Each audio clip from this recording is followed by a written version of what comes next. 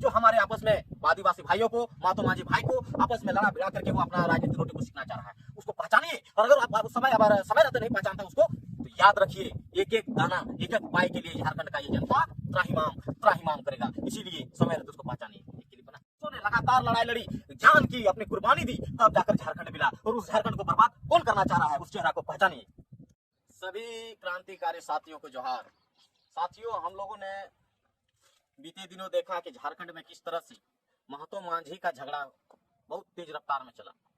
और अब जब महतो मांझी वाला मामला धीरे धीरे शांत होने लगा, तो अब ये जो बाहरी आक्रांता लोग हैं, ये लोग क्या षड्यंत्र रच दिए, ये लोग षड्यंत्र रच दिए कि यहाँ के जो मूल आदिवासी लोग हैं, इन लोगों को धर्म के आधार पर लड़ा दिया जाए। और आप लोगों ने देखा किस तरह से अभी झारखंड में माहौल बना हुआ है। महतो मांझी का मामला शांत हुआ, अब आदिवासी में टकराव स्टार्ट हो गया।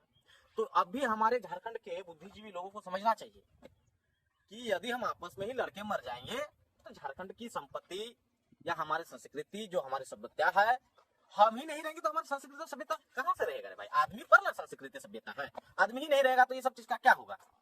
इसका कोई मान्य वैल्यू ही खत्म हो जाएगा। तो इसलिए हमारे लोगों को बड़ा ही अभी शांत दिमाग से सोचना होगा कि कौन लोग हैं जो हम लोगों को आपस में लड़वाने का काम कर रहा है।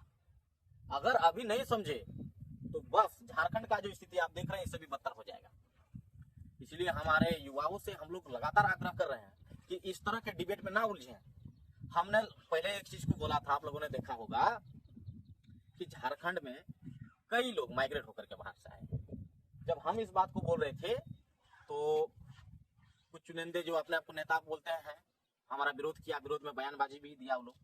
लेकिन आज वही लोग कह रहे हैं कि फलना जो है वो रोहतासगढ़ से आया है, फलना जो है तिब्बत से आया है, फलना जनजाति चीन से आया है। ये लोग खुद अपने आप से बोलने लगे। जो लोग हमको बोल रहे थे कि ये गलत बोल रहा है, वो खुद सबूत दिखाने लगे कि ये बाहर से आया है, ये बाहर से आया, ये जनजाति बाहर से आया, बाद में है, पहले आया है। तो ये देखिए, ये हम अभी भी कहेंगे कि माइग्रेट होकर कई जनजातियां पहले आई तो कई जनजातियां बाद में आई, लेकिन आया है सब माइग्रेट होकर के।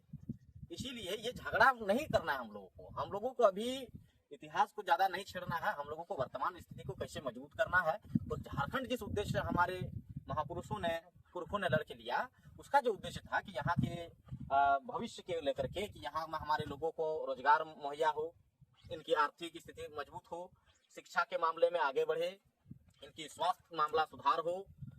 तो जो हमारे महापुरुषों ने सपना देखा था, उस सपने को कौन पूरा करेगा? यदि हम आपस में ही लड़ मरेंगे तो झारखंड लेने का फायदा क्या हुआ? ये तो वही बात हुआ, दो बिल्ली को मैंने रोटी को लेकर के दो बिल्ली को लड़ा दिया और बंदर फायदा उठा लिया। तो अगर उसी तरह हम लोग भी यदि आपस में लड़ते हैं तो बाहरी फायदा उठाते रहेगा। इसलिए अभी ये सारा जो मामला छेड़ा हुआ, इस मामला से कम हमारे विद्यार्थियों को, शिक्षित लोगों को शायद दरकिनार हो जाना चाहिए। जो लोग लड़ रहे हैं उनकी क्या जानकारी है इतिहास के बारे में, मैं शुरू से बोल रहा हूँ। जो अपने आप को इतिहासकार बता रहे हैं, उनको क्या कितना जानकारी है वो हम लोग आकलन कर रहे हैं। उनको सिर्फ लोगों को लड़वाना, उकसाना और आपस में भिड़वाना, बस इतना ही जानकारी है, इससे ज्यादा उनको कोई जानकारी नहीं है। इसीलिए आप लोग से विनती है, हमारे युवा छात्रों से भी, कि इस तरह के डिबेट को आप लोग ना करें। और अगर आपको जहां लगता है ये गलत है तो उसका काउंटर कीजिए।